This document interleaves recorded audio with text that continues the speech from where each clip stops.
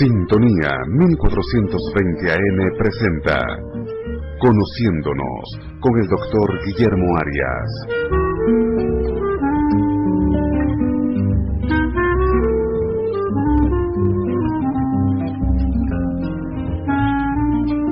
Muy buenos días, muy buenas tardes, muy buenas noches, muy buenas todas las que tengan, porque hoy es un día espectacular. Hoy ha sido un día maravilloso. ¿Por qué? Pues simple y llanamente porque estamos vivos, porque hemos podido vivir todo lo que hemos vivido. Si nos hemos equivocado, pues simple y llanamente podemos reflexionar y evitar equivocarnos de nuevo.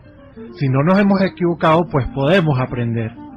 Estamos en su programa Conociéndonos, como siempre bajo la dirección de Ana Mireya Obregón, en la coordinación Toti López Pocaterra, en los controles el hombre que resuelve todas las dificultades, el mago Carlos González, y quien les habla, Guillermo Arias, certificado de locución 51.306, productor nacional independiente 29.350.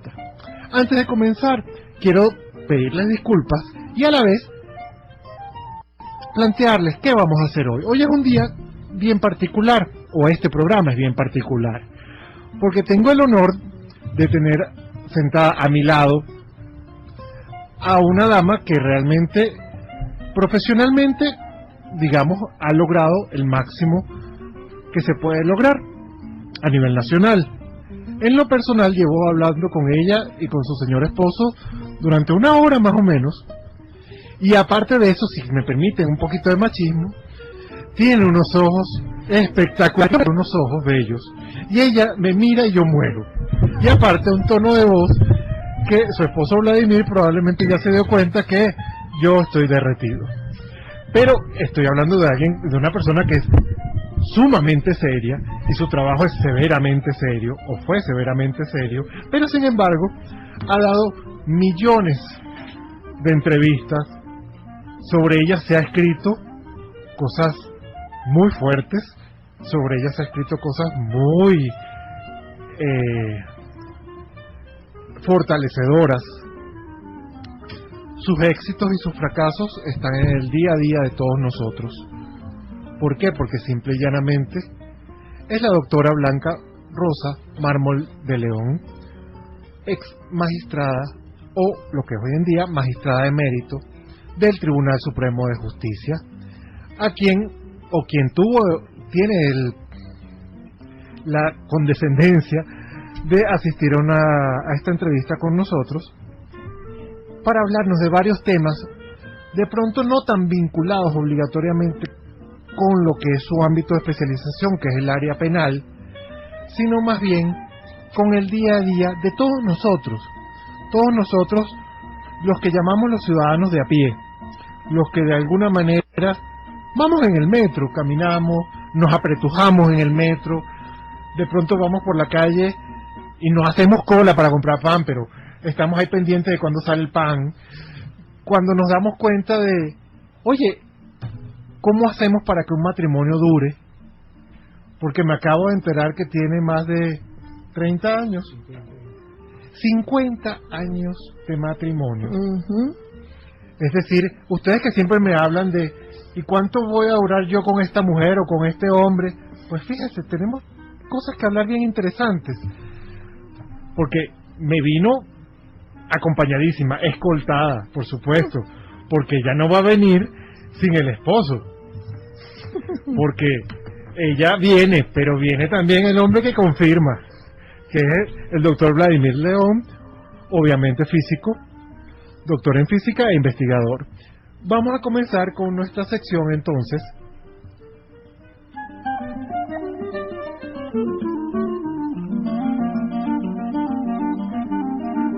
Reflexionando. La entrevista la quiero ver más que todo como reflexiones que podemos comenzar.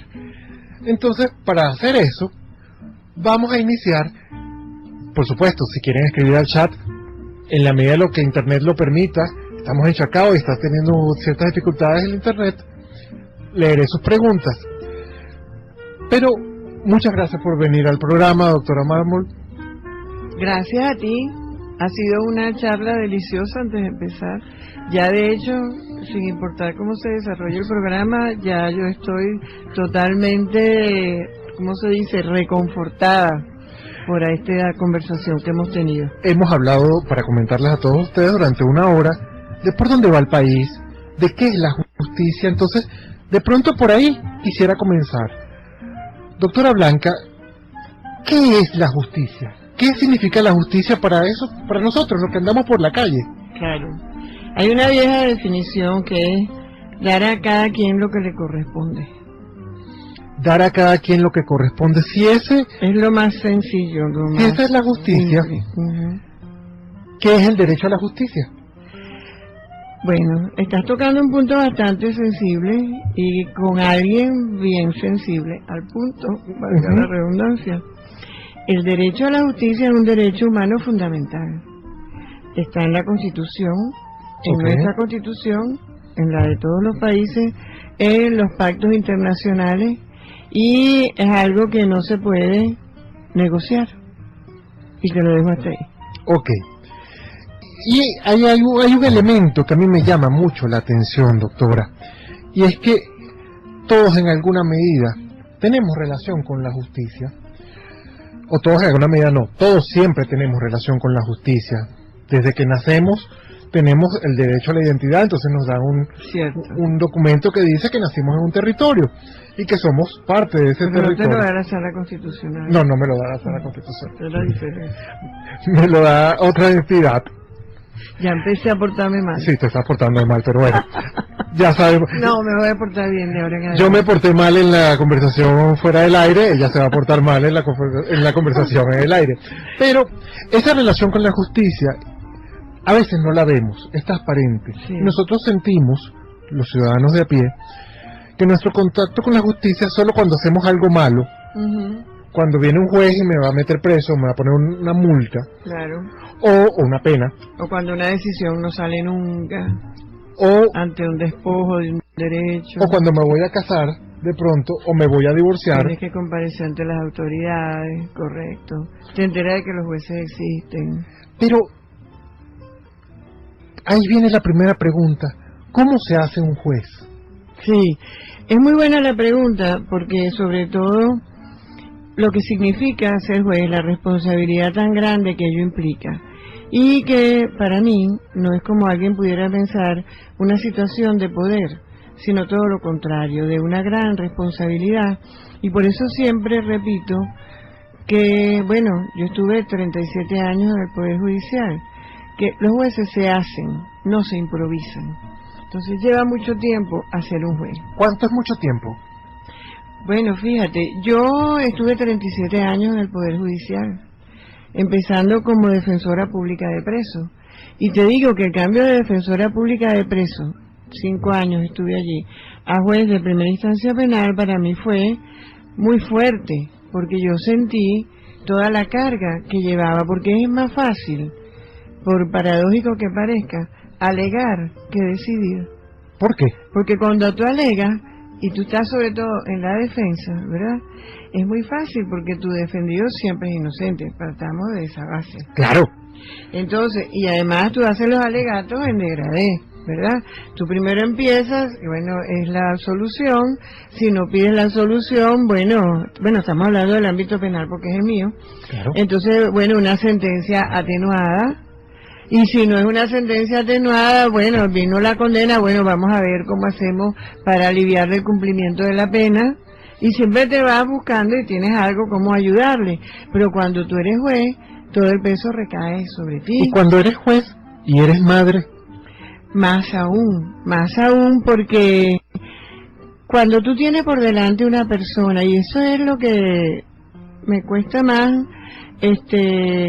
entender, que los jueces no lo asuman de esa manera. Cuando tú tienes delante de ti a un ser humano, a una persona, tú te das cuenta obviamente de que tiene familia, no lo juzgas a él solamente, todo su entorno está pendiente de esa decisión. Además, frente a él, si es el caso penal, hay una víctima, puede ser un delito personal, pero también puede ser patrimonial, diferentes tipos de... Patrimonial se refiere a una propiedad. Una propiedad, un hurto, una estafa, qué sé yo, que son para mí, si a ver, vamos, los menos trascendentes, porque los más difíciles son los de cuando se refiere a la persona, o sea, las lesiones y los homicidios. Entonces es una responsabilidad muy grande, porque tú tienes que ser justo, tienes que ubicarte, tienes que revisar todas las pruebas y tienes que tener la plena convicción de la culpa y para llegar a la condena, porque si no, la duda favorece al reo. Ajá, pero yo le hice la pregunta porque ahora me estoy portando mal yo. Ajá. Inmediatamente pensé, cuando uno es pequeño, uno se queja de que su mamá es injusta, o que su papá es injusto, o que la abuela es injusta, y que a uno no lo dejan salir, Ajá. porque no están percibiendo, de pronto mi mamá no entendió bien, o la maestra no entendió bien, o mi jefe no entendió bien lo que estaba pasando. Muchas veces leo, escucho que uno, o critico, que a veces las cosas no funcionan porque los que deciden no tienen una visión amplia de lo que está pasando, o completa, amplia no es el término, sino completa. Adolf Eichmann, el nazi que fue el de la solución final, decía, lo acabo de leer recientemente porque estaba revisando el indulto, que los jueces no habían entendido la circunstancia en la que él se encontraba y las cosas que él había tenido que hacer, y que además él no podía responder porque él no estaba en una posición tal que estuviera en capacidad de tomar grandes decisiones, y que él, hoy te lo digo porque él decía allí que él no se sentía culpable. Ok, ahí estamos tocando varios elementos, casi que podemos hacer 15 programas solamente de esta declaración. Sí. Pero la primera es esa, que usted me podría explicar, ¿de qué somos responsables las personas? O sea, una magistrado de mérito, que también es madre de 4 hijos, ¿qué me puede decir a mí y a los oyentes sobre el problema de la responsabilidad? Responsabilidad de todo lo que hacemos, me refiero. Claro. ¿Hasta qué punto yo, Guillermo Arias, soy responsable, Vladimir o el señor Vladimir es responsable de algo, Carlos es responsable de algo? ¿Cuál es el límite de nuestras responsabilidades? Sí, claro, fíjate, aquí cuando estamos hablando de establecer lo justo, hay que ver realmente las circunstancias en que se desarrollan los hechos, en primer término, la capacidad de la persona que está siendo enjuiciada, y como llamamos en derecho, si se podía exigir otra conducta. Okay. Porque acuérdate que una de las formas o de las maneras de llegar a no castigar a alguien porque no está, digamos, no porque no haya cometido el delito, es la no exigibilidad de otra conducta. Por ejemplo, eso es ponerse en las circunstancias. Podía haber actuado de otra manera, o es decir, de la forma correcta, ¿sí o no? Entonces allí, claro, influye la capacidad, si tenía el discernimiento, si tenía el poder de decisión. El ser mayor de 18 años automáticamente no me hace... Sí, claro, pero por ejemplo hay casos como la embriaguez. La embriaguez puede agravar o puede atenuar. Excepcionalmente, muy excepcionalmente atenúa cuando es una embriaguez fortuita que lo puso completamente fuera de todo discernimiento y que no era su hábito, etcétera, para que no vayan a creer lo que están oyéndome, que porque esté un ebrio no van a responder. Estoy hablando de una embriaguez totalmente inusual, el punto antes del coma etílico, más o menos, y que no sea reiterada. Entonces, por eso te digo, esa capacidad y también la posibilidad de haber actuado de otra manera. Por ejemplo, ¿era una legítima defensa o no? ¿Tenías la posibilidad de no haber disparado o sí? Todo eso entra en consideración en el caso, y de ahí depende pues la responsabilidad. Me estoy metiendo en Honduras, doctora, pero usted me llama a una cita de alguien que de alguna manera tomó muchas decisiones con respecto a la situación de su país. Pero eso significa que, ¿cómo podemos hacer las personas para entender a los demás? ¿Cómo hago yo para entender, Guillermo Arias, para entender a Blanca Rosa Mármol?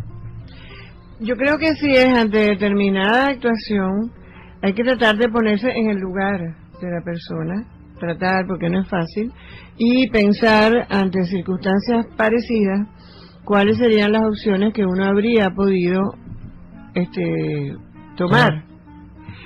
Es un ejercicio difícil, pero desde el punto de vista del juez, nosotros lo que hacemos es revisar cuidadosamente los hechos que se dan por probados, ver de qué forma están probados y después de eso analizar la parte personal, a lo que hemos hablado antes, si tenía la capacidad, si no estaba alterado por alguna situación, y finalmente poder llegar a la conclusión de lo que se llama la imputabilidad y la responsabilidad penal y la pena aplicable, que tampoco es cosa fácil porque ahí hay que escoger en un rango, porque te dice de tanto a tanto, por ejemplo de 4 a 8 años, tú tienes que ver cuál sería la pena aplicable. Yo me acuerdo con terror de un juez que una vez me comentó en un tránsito del estacionamiento a los tribunales: yo siempre aplico la pena máxima, me dijo así, cosa que me aterró. Claro, razón.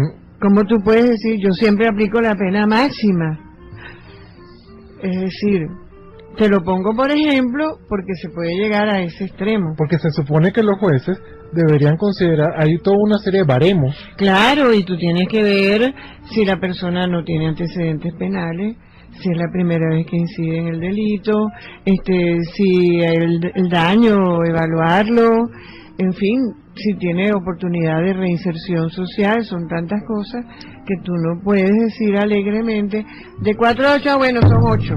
Una pregunta así sacada del aire. Doctora, ¿usted cree en la pena de muerte?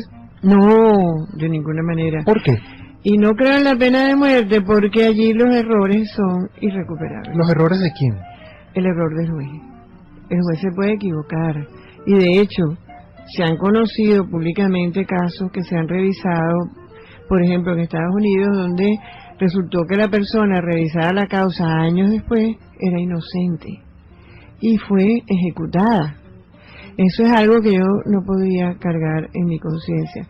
Entonces, si es mala una sentencia como la que acabamos de comentar antes, que siendo culpable le pone la pena máxima, imagínate si es la pena de muerte y es inocente.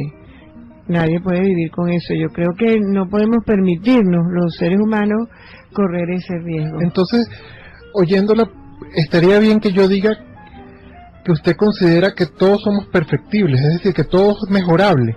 Claro que sí, y de hecho se han dado muchos casos, por terrible que le pueda sonar a la audiencia, donde personas que tuvieron una conducta realmente abyecta, asesinos, con premeditación, en la cárcel evolucionan y devienen en otro tipo de personas. ¿Qué quiero decir con esto? ¿Que haya que perdonarlo? No, yo soy de las que considero que uno no puede perdonar un agravio que no es suyo, empezando por allí. Y por eso te comentaba que estuve analizando lo del indulto, porque a mí me preocupa mucho lo del indulto, y sobre todo porque el indulto no está en manos judiciales, sino en manos del presidente de la República, siempre. Entonces ahí va la política metida.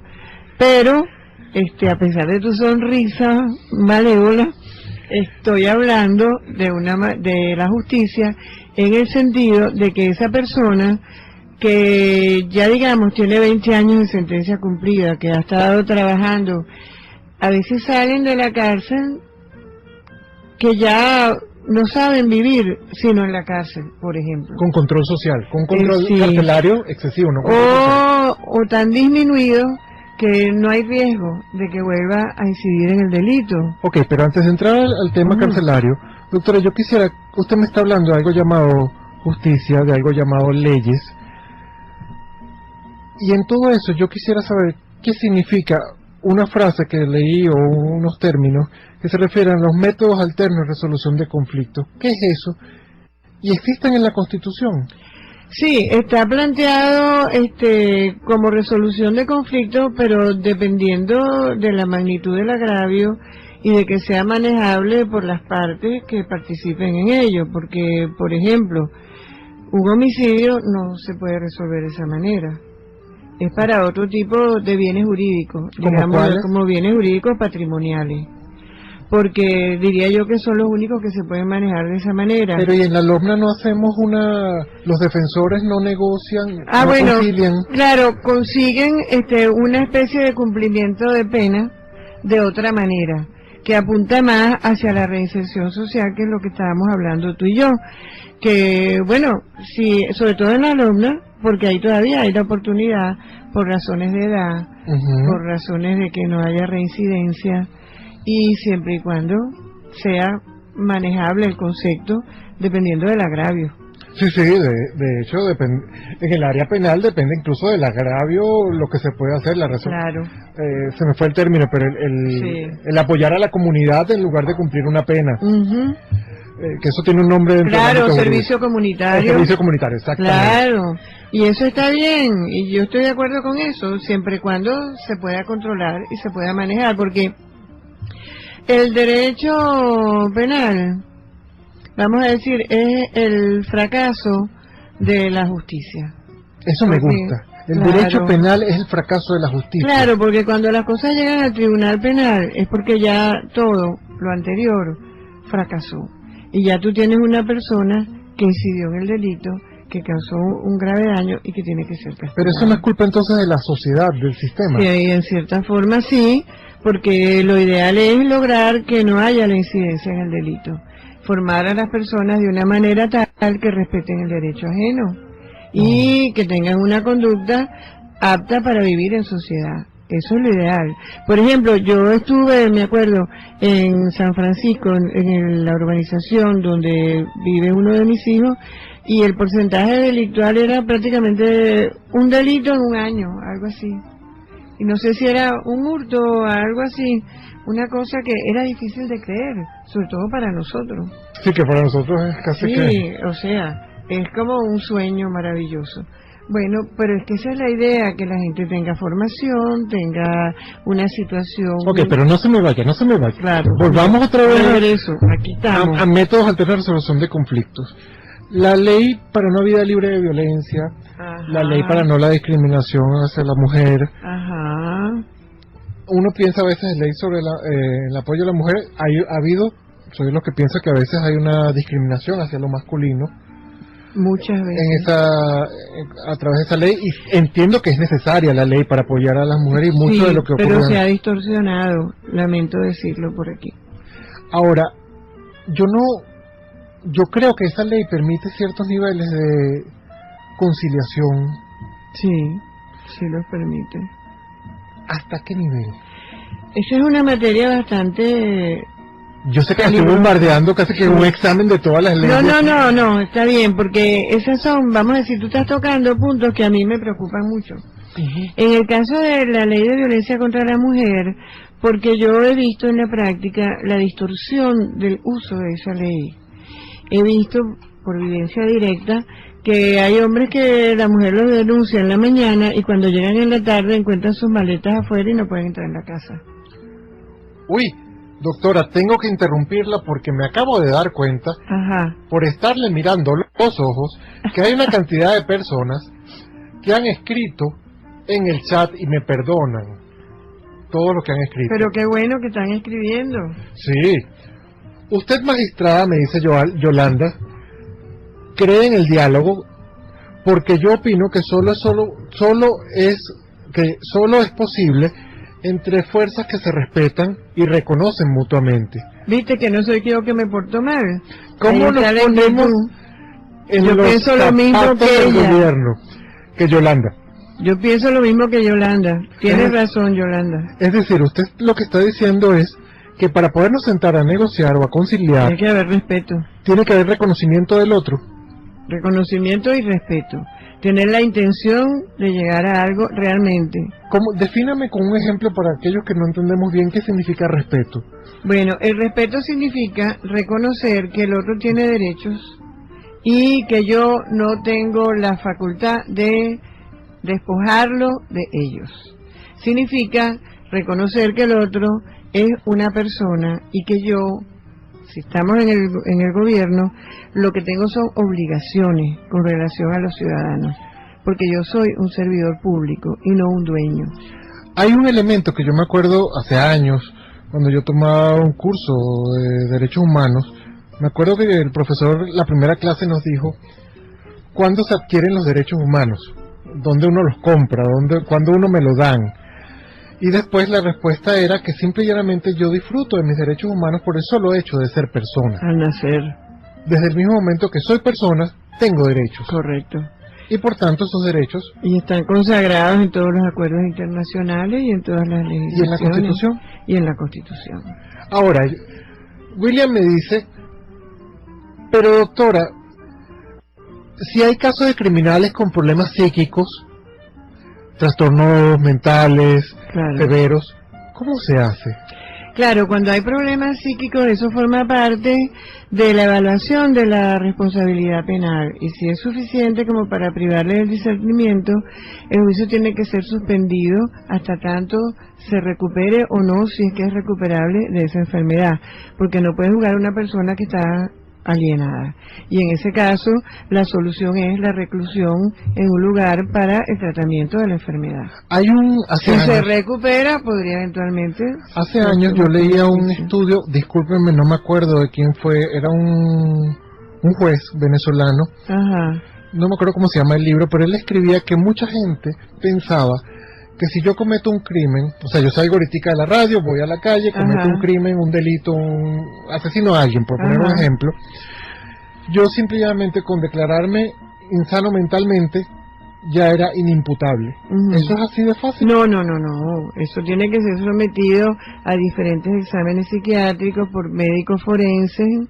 Se puede pedir que participe otro, más de uno, y la evaluación del juez de las experticias, la que le considere más confiable desde el punto de vista profesional. Eso tiene que estar muy bien demostrado y profesionalmente demostrado. Porque me acuerdo que este jurista describía palabras más, palabras menos, en un lenguaje por supuesto mucho mejor que el mío, que muchas veces en algunas bandas criminales o agrupaciones criminales preferían seleccionar a adolescentes porque tenían la minoridad de edad. Así es. Porque así, pues como eran menores claro, de edad... pero en ese caso era objetivo, porque tienes o no tienes la edad para responder. Y en el caso que estamos hablando, el caso de Marras, estamos hablando de un desorden mental que no es fácilmente demostrable, exacto, y que puede ser, es un terreno peligroso porque puede ser de mayor o menor gravedad, puede ser de tal naturaleza que no prive de la conciencia y de la toma de decisión. Exacto, y vamos a dejar este tema hasta ahí porque me estoy emocionando y mejor quiero ir a otro. Son las 2, imagínense ustedes, ya esta mujer, señores, la doctora me tiene a mí vuelto un desastre. Son las 6:28 de la tarde, estamos hablando con la doctora Blanca Rosa Mármol de León, magistrada de mérito del TSJ. Vamos ahorita a hacer unos anuncios de la emisora y anuncios comerciales y regresamos en unos instantes.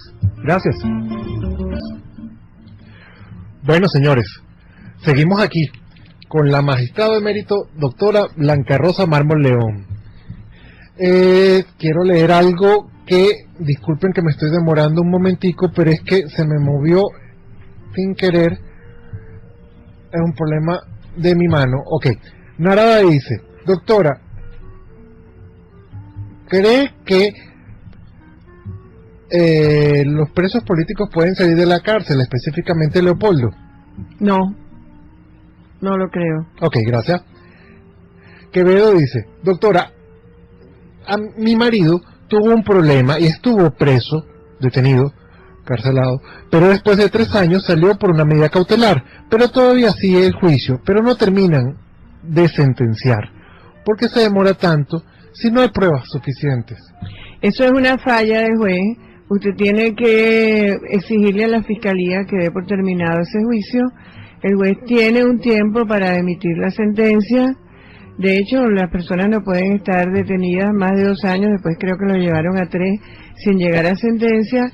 Y que usted tiene que exigir un pronunciamiento, y si no, ejerza un recurso de amparo, porque ese es su derecho. ¿Se llama recurso de amparo? Puede ejercer un recurso de amparo porque le están atropellando sus derechos. Bueno, técnicamente no es su marido porque estamos hablando de 2 personas del mismo género. Bueno, no importa, de todas maneras es como ser humano. Como ser humano. O sea, lo ejerce él. Ok. el que es víctima pues de la situación. ¿Víctima es el que nos está escribiendo o el que está en el juicio, el que está en el juicio? el que tiene el juicio interminable.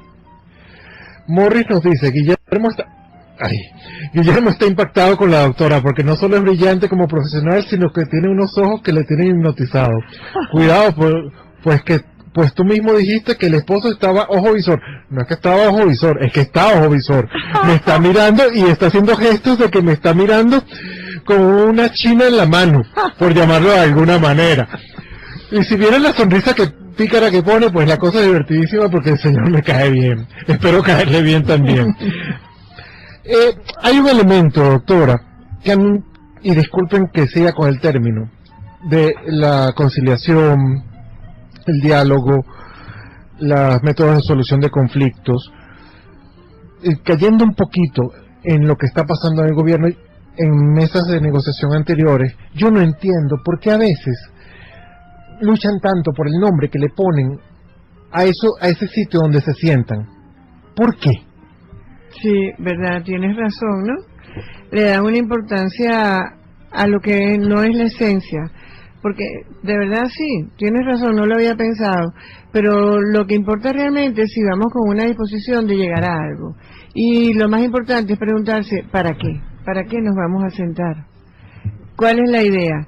Yo creo que sí, tú bien lo planteas, se llame diálogo, se llame reconciliación. Lo que yo sí no voy a dejar de decirte aquí, aunque digas que me porto mal, es que lo que no puede ser es una mesa de capitulación. ¿Qué es capitular? Es reconocer que el otro ganó al sentarte. O sea, para eso no hay que sentarse. ¿Cómo es una mesa ideal? Una mesa ideal La que Blanca diría con Vladimir, mira, lo logramos, esta es la mesa que queríamos. Yo creo que una mesa ideal es donde todos llevan sus pretensiones, se analiza la situación que se tiene presente, las soluciones, ¿verdad?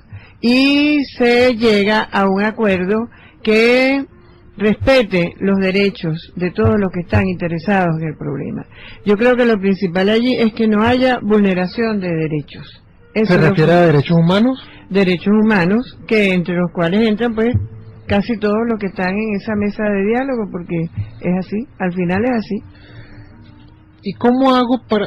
¿Perdón? La verdad. Y la verdad. Vladimir, el esposo de la doctora Blanca, el doctor Vladimir, nos dice, es importante llevar la verdad. La verdad, repito, ese término, la verdad. ¿Quién la tiene? En algún momento, una magistrado o un magistrado me puede decir que existe la verdad. O un físico me puede decir que existe algo llamado la verdad. Nosotros hablamos en derecho a la verdad procesal, que dicen a veces que no coincide con la verdad auténtica o de la vida real, porque hay una verdad procesal que es la que está demostrada en el juicio, que puede o no coincidir con lo que realmente sucedió. Eso es algo así como si mi esposa encuentra que yo estaba en una fiesta y no estaba trabajando como le dije. Más o menos, y entonces, bueno, tendrá que verse qué es lo que se puede probar, qué es lo que tú puedes probar o lo que pueden probar en tu contra, más bien, en este caso. Una pregunta fuera de contexto, y no me regañen, pero tengo que hacerla. Cheo nos dice, lo que yo veo es que el gobierno no quiere aceptar o reconocer sus fallas. Existe la verdad procesal y la verdad verdadera. ¿Hay alguna otra verdad? No, yo creo que no hay otra. Yo creo que la verdad es una sola y que la procesal debería ser para llegar a ella. Para eso están las pruebas, para eso se hace el proceso y es la preocupación fundamental del juez y debe serlo llegar a la verdad. ¿Qué es la verdad? Bueno, lo que sucedió, lo que estamos juzgando, las responsabilidades que queremos establecer. Y es verdad, hay que empezar por reconocer las propias fallas, las equivocaciones, los errores, pero de todas maneras, de eso no puede depender, porque ya entraríamos en otra figura. En derecho penal, por ejemplo, eso equivaldría a una admisión de los hechos. A decir, no, sí es verdad, yo lo hice, pero esto y aquello y lo demás allá. Pero una mesa, como quiera que se llame, de negociación, de conciliación, ¿es un juicio penal? No, claro que no, y allí lo que hay que empezar por poner por delante cuáles son las situaciones que tenemos planteadas, ¿Qué es lo inadmisible? ¿Qué es lo que no puede continuar? ¿Qué es lo que vamos a Los resolver? límites de la negociación. Claro, ¿qué es lo que vamos a resolver? Y bueno, ¿cuáles son qué ofrece una parte y qué ofrece la otra?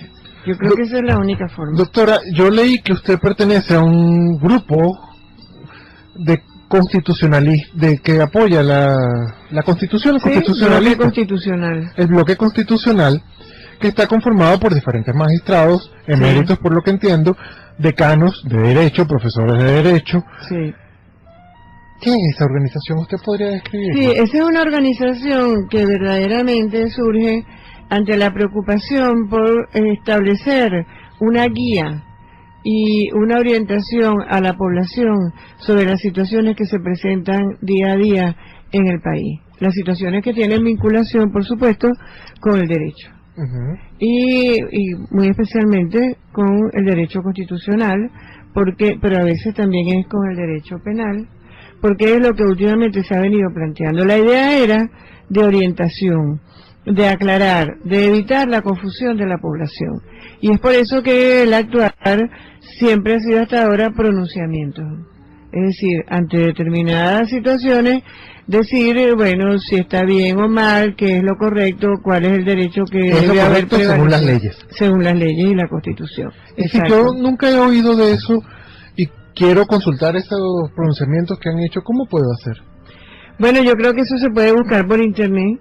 Se pueden meter en la página del bloque constitucional. No sé exactamente cómo se llamaría, pero yo creo que buscándolo por bloque constitucional deben llegar. Bloque constitucional, ¿quiénes son los que forman? Está el doctor Duque Corredor, está el doctor Alberto Arteaga, está el doctor René Molina, el doctor Pérez Silva. Ok, se aparecen todos esos nombres, incluyendo el de la doctora Blanca Rosa Mármol. La doctora Sosa también está. Cecilia Sosa. Ajá.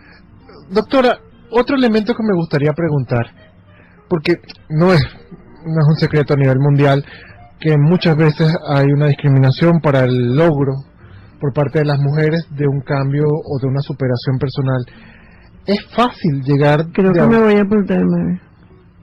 No, por favor. ¿Es fácil llegar de abogado a magistrado estando casada desde jovencitas y teniendo hijos? Sí, mira, no es fácil, no es nada fácil. El día a día es muy difícil porque la mujer per se tiene una responsabilidad adicional en el hogar, ¿verdad? Que por naturaleza le corresponde más el peso de los hijos.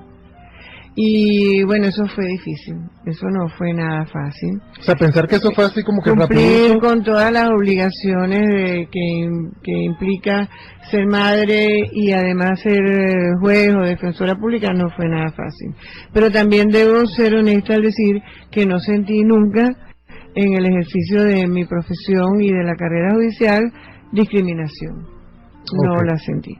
Y tengo que ser honesta al decirlo, y también ahí es donde no quiero portarme mal, pero este empeño que se ha puesto en la figuración de las mujeres, bueno, pero es que tus participantes los llevan para allá, ¿no? Sí. Es como ineludible.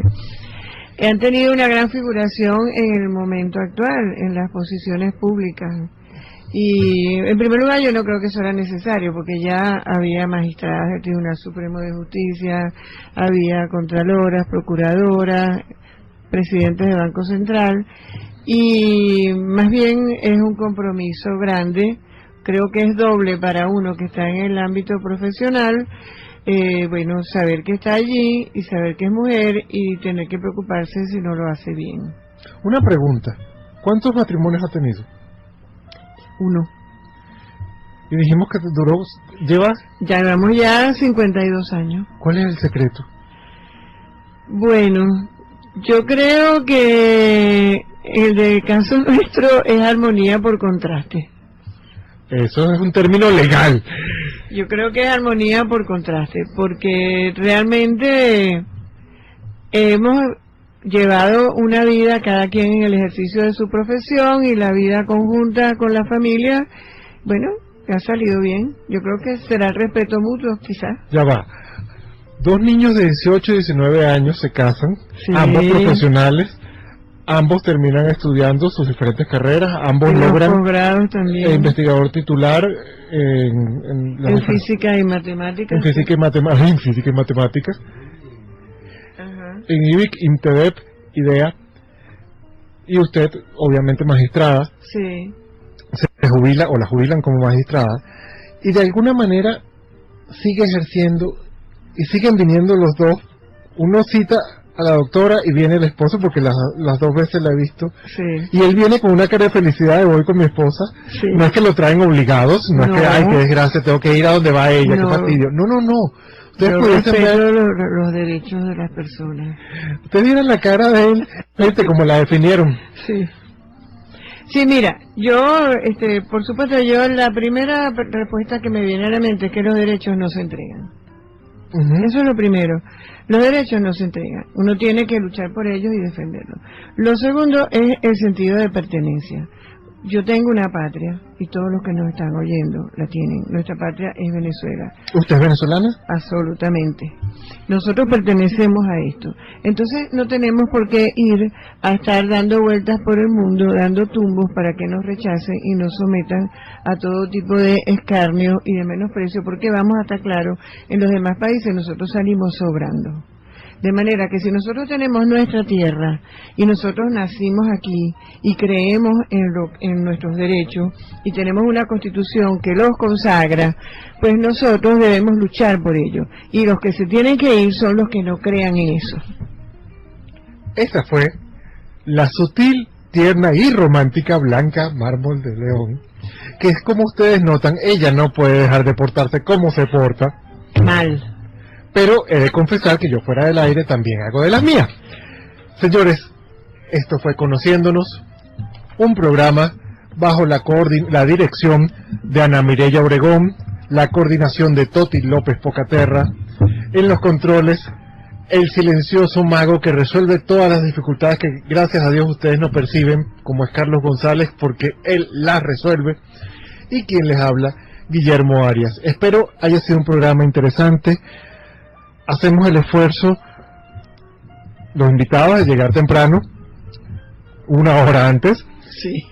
igual que los que estamos aquí, para que usted no solo aprenda de leyes o aprenda de psicología, sino también la experiencia del otro nos dice que es posible estar casados, es posible la convivencia, no son personas maravillosas en el sentido de perfectas, no son unos dioses, ni el doctor Vladimir ni la doctora Blanca. Son seres imperfectos, pero que identifican cuáles son sus imperfecciones y cómo mejorarlas o cómo soportarlas en la relación de pareja. Yo creo que eso es lo importante. Quisiera que ustedes lo tomen en cuenta, aparte de todas las cosas que por supuesto nos asesoró. Siempre es bueno escuchar un abogado que te asesore. Claro, un consejo útil de vez en cuando. Y de cuando en vez. Señores, muchas gracias. Nos despedimos. Hasta el martes que viene. Hasta luego. Hasta luego. Sintonía 1420 AM presentó Conociéndonos con el doctor Guillermo Arias.